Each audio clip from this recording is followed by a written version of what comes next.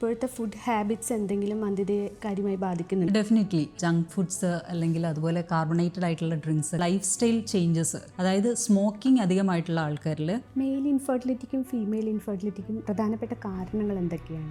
Mail factor infertility എന്ന് പറയുമ്പോൾ main ആയിട്ടുള്ള കാരണങ്ങൾ ഒന്ന് ഒളിഗോ അസ്തനോ ടെർട്ടോസൂസ്പെർമിയ, അസൂസ്പെർമിയ എന്ന കണ്ടീഷൻ, അതായത് സ്പേം തീരെ കിട്ടാതെ വരുന്ന അവസ്ഥ.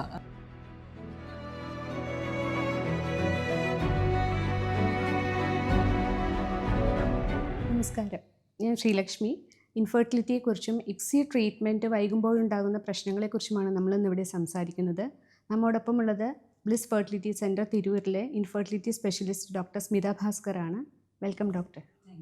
ഈ ഒരു രംഗത്ത് വളരെയധികം എക്സ്പീരിയൻസ് ഉള്ള ആളാണല്ലോ ഡോക്ടർ. സമൂഹത്തിൽ ഇന്ന് ഇൻഫെർട്ടിലിറ്റിയെക്കുറിച്ച് ധാരാളം തെറ്റിദ്ധാരണകൾ നിലനിൽക്കുന്നുണ്ട്. അപ്പോൾ ഇൻഫെർട്ടിലിറ്റി എന്താണെന്ന് ഒന്ന് വിശദീകരിക്കാമോ?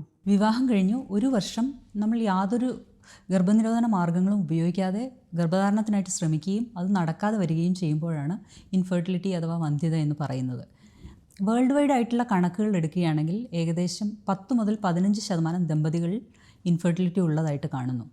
ഇതിൽ തന്നെ 1/7 ദമ്പതികളിൽ ട്രീറ്റ്മെൻറ്റ് ആവശ്യമായിട്ട് വരുന്നു. ഏകദേശം 1 വർഷത്തിന് ശേഷമാണ് ഇൻഫെർട്ടിലിറ്റിക്കായിട്ട് നമ്മൾ ട്രീറ്റ്മെൻറ്റിന് ഡോക്ടറെ സമീപിക്കേണ്ടത്. സ്ത്രീകളുടെ പ്രായം 35 അതിൽ കൂടുതലോ ആണെങ്കിൽ 6 മാസത്തിന് ശേഷം ഡോക്ടറെ കൺസൾട്ട് ചെയ്യേണ്ടതാണ്. ഇനി ഫാക്ടേഴ്സ് എടുക്കുകയാണെങ്കിൽ തന്നെ മെയിൽ ഫാക്ടർ ഇൻഫെർട്ടിലിറ്റി കൊണ്ടുള്ളത് ഏകദേശം 30 മുതൽ 40% വരെയാണ്. ഫീമെയിൽ ഫാക്ടർ കൊണ്ടുള്ള ഇൻഫെർട്ടിലിറ്റി ഏകദേശം 30 മുതൽ 40% തന്നെ കാണുന്നു. അതുപോലെ കമ്പൈൻഡ് ആയിട്ടുള്ള കോസസ്, അതായത് മെയിലും ഫീമെയിലിൻ്റെയും രണ്ടുപേരുടെയും കോസസ് ഒരുമിച്ച് വരുന്നത് ഏകദേശം 10 മുതൽ 20% കേസുകളിൽ കാണുന്നു. അതുപോലെ 10 മുതൽ 20% അൺഎക്സ്പ്ലെയിൻഡ് ആണ്, അതായത് നമുക്കൊരു കാരണവും അതിൽ കണ്ടുപിടിക്കാൻ പറ്റാറില്ല. ഇൻഫെർട്ടിലിറ്റിയെ സാധാരണയായി ബാധിക്കുന്ന ഘടകങ്ങൾ എന്തൊക്കെയാണ്? അങ്ങനെ ഘടകങ്ങൾ പറയുകയാണെങ്കിൽ മെയിനായിട്ടുള്ള ഒരു ഘടകം ഏജാണ്. അത് ഫീമെയിൽസിൻ്റെ ഏജ് 35 അതിൽ കൂടുതലോ ആവുമ്പോൾ എഗ്ഗിൻ്റെ ക്വാളിറ്റി, നമ്പർ ഇതൊക്കെ കുറയുന്നതായിട്ട് കാണാറുണ്ട്. അതുപോലെ തന്നെ ക്രോമസോമലായിട്ടുള്ള ചേഞ്ചസ് എഗ്ഗിൽ വരാൻ തുടങ്ങുന്നു. അന്യൂപ്ലോയിഡ് പോലുള്ള ചേഞ്ചസ് വരാൻ തുടങ്ങുന്നു. പിന്നെ അതുപോലെ തന്നെ മെയിൽസ് എടുക്കുകയാണെങ്കിൽ 40 വയസ്സിന് ശേഷം സെമൻ ക്വാളിറ്റി മോശമാവുന്നുണ്ട്.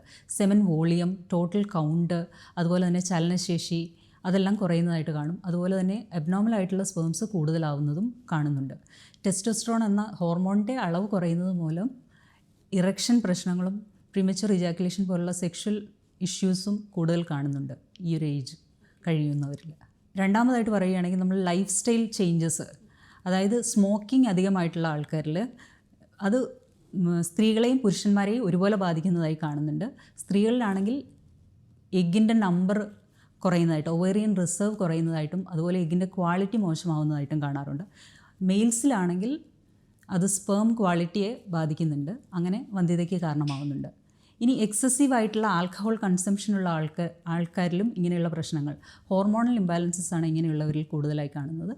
അത് കാരണം വന്ധ്യതയ്ക്ക് കാരണമാവുന്നുണ്ട്. അതുപോലെ തന്നെ ഇപ്പോഴത്തെ ഫുഡ് ഹാബിറ്റ്സ് എന്തെങ്കിലും വന്ധ്യതയെ കാര്യമായി ബാധിക്കുന്നു? ഡെഫിനറ്റ്ലി ബാലൻസ്ഡ് ആയിട്ടുള്ള ഒരു ഡയറ്റ് എപ്പോഴും ഫോളോ ചെയ്യാൻ ശ്രമിക്കണം. ജങ്ക് ഫുഡ്സ് അല്ലെങ്കിൽ അതുപോലെ കാർബണേറ്റഡ് ആയിട്ടുള്ള ഡ്രിങ്ക്സൊക്കെ ഈ ഒബീസിറ്റിക്ക് കാരണമാവുന്നു, അതും വന്ധ്യതയെ ബാധിക്കാറുണ്ട്.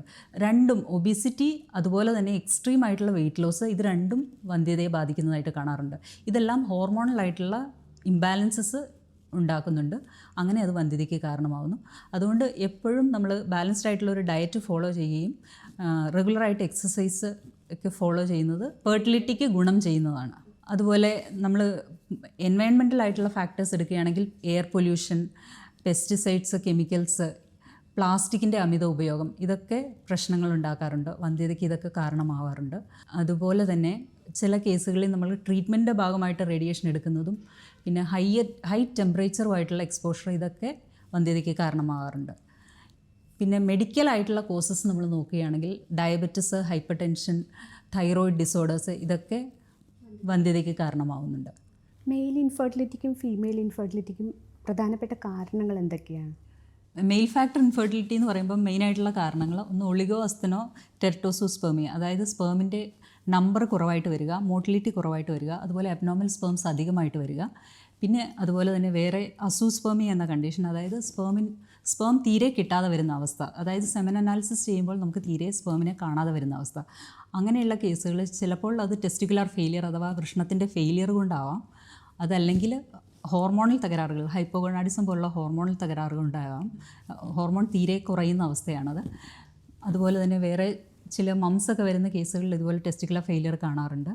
ഈ മംസ് വരിക എന്ന് പറഞ്ഞാൽ അത് ചെറുപ്പത്തിലേ മംസ് വന്ന് ചെറുപ്പത്തിൽ മംസ് വന്നത് കാരണം അത് വൃഷണത്തെ ബാധിച്ചിട്ട് അത് ടെസ്റ്റിക്കുലർ ഫെയിലിയർ ആയിട്ട് മാറാം. അതുപോലെ സ്പേം വരുന്ന വഴികളിലുള്ള എന്തെങ്കിലും തടസ്സങ്ങൾ, ഒബ്സ്ട്രക്റ്റീവ് അസൂസ്പെർമിയ എന്ന കേസുകളിൽ അങ്ങനെ തടസ്സങ്ങൾ ഉണ്ടാകുന്നത് മൂലം അല്ലെങ്കിൽ കൺജെനിറ്റലായിട്ട് തന്നെ ഈ വാസ് ഡിഫറൻസ് ചിലരിൽ ആബ്സെൻ്റ് ആയിട്ടിരിക്കുന്നു. ഇങ്ങനെയുള്ള കേസുകളിലും ഈ അസൂസ്പെർമിയ കാണാറുണ്ട്.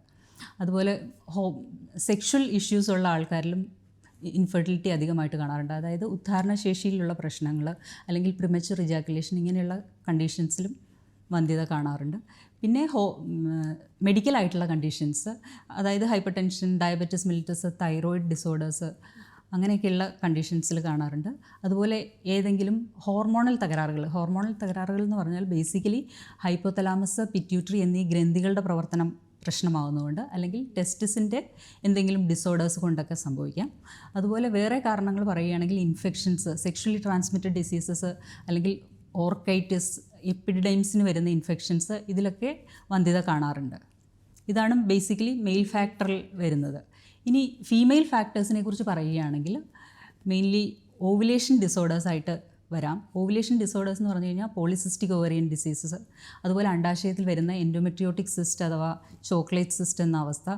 ഈ എൻഡോമെട്രിയോസിസ് വരുന്നത് മൂലം പെൽവിസിൽ അഡ്ഹഷൻസ്, അതായത് ഒട്ടിപ്പിടുത്തങ്ങൾ ഉണ്ടാകുന്നത് മൂലം ഇൻഫെർട്ടിലിറ്റി ഉണ്ടാവാം. അതുപോലെ അണ്ടത്തിൻ്റെ ക്വാളിറ്റി മോശമായിട്ട് വരാം. പിന്നെ ഡിമിനിഷ്ഡ് ഓവേറിയൻ റിസർവ് അഥവാ അണ്ടത്തിൻ്റെ നമ്പറും ക്വാളിറ്റിയും കുറയുന്ന അവസ്ഥകൾ, അത് അഡ്വാൻസ്ഡ് ഏജ് മൂലമാകാം, അല്ലെങ്കിൽ ഈ എൻഡോമെട്രിയോസിസോ അല്ലെങ്കിൽ പ്രീവിയസ് സർജറീസ് അങ്ങനെയുള്ള കാരണങ്ങൾ കൊണ്ട് അങ്ങനെ വരാം.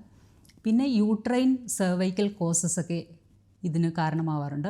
യൂട്രൈൻ കോസസ് എന്ന് പറയുമ്പോഴത്തേനും മെയിൻലി ഫൈബ്രോയിഡ്സ് അല്ലെങ്കിൽ എൻഡോമെട്രിയൽ പോളിപ്പ്, അഡിനോമയോസിസ് ഇങ്ങനെയുള്ള കണ്ടീഷൻസിൽ ഇംപ്ലാന്റേഷൻ ബുദ്ധിമുട്ടായിട്ട് വരാറുണ്ട്. അങ്ങനെ ഇൻഫെർട്ടിലിറ്റി കാണാറുണ്ട്. സെർവൈക്കൽ കോസസ് ആണെങ്കിൽ സെർവൈക്കൽ സ്റ്റിനോസിസ് പോലുള്ള കണ്ടീഷൻസിലും ഇങ്ങനെ സ്പേമിനുള്ള എൻട്രി പ്രശ്നമായിട്ട് വരാറുണ്ട്. അങ്ങനെ വന്ധ്യത കാണാറുണ്ട്. പിന്നെ ട്യൂബൽ ഫാക്ടർ ഇൻഫെർട്ടിലിറ്റി എന്ന് പറഞ്ഞ് 2 ട്യൂബും ബ്ലോക്കായ അവസ്ഥ അല്ലെങ്കിൽ ട്യൂബിൽ വെള്ളം കെട്ടി നിൽക്കുന്ന ബൈലാറ്ററൽ ഹൈഡ്രോസാൽപിക്സ് എന്ന് പറയുന്ന അവസ്ഥ, ഇതിലൊക്കെ പ്രശ്നങ്ങൾ ഉണ്ടാവാറുണ്ട്. ഇതുകൂടാതെ പെൽവിക് TB വരുന്ന ആൾക്കാരിൽ, പെൽവിക് TB എന്ന് പറയുമ്പോഴത്തേനും എൻഡോമെട്രിയത്തിനെയോ അല്ലെങ്കിൽ പെൽവിസിലുള്ള ട്യൂബിനെയൊക്കെ അഫക്റ്റ് ചെയ്യുന്ന കേസുകളിലും ഇൻഫെർട്ടിലിറ്റി കാണാറുണ്ട്. പിന്നെ ഇതുകൂടാതെ നമ്മുടെ ഹോർമോണൽ ഇഷ്യൂസ് കൊണ്ടുള്ള പ്രശ്നങ്ങളും വരാറുണ്ട്. അതുപോലെ തന്നെ മാഡം, പ്രൈമറി ഇൻഫെർട്ടിലിറ്റി കൂടാതെ സെക്കൻഡറി ഇൻഫെർട്ടിലിറ്റി ഇപ്പോൾ സാധാരണയായിട്ട് കണ്ടുവരുന്നുണ്ട്. സെക്കൻഡറി ഇൻഫെർട്ടിലിറ്റി എന്ന് പറഞ്ഞു കഴിഞ്ഞാൽ ഒരിക്കൽ പ്രഗ്നൻ്റ് ആയത്, അത് either അബോർഷൻ ആവാം അല്ലെങ്കിൽ ഒരു ലൈവായിട്ടുള്ള ചൈൽഡ് ഉണ്ടാവാം. അങ്ങനെയുള്ളവരിൽ രണ്ടാമത് കാണപ്പെടുന്നതാണ് സെക്കൻഡറി ഇൻഫെർട്ടിലിറ്റി.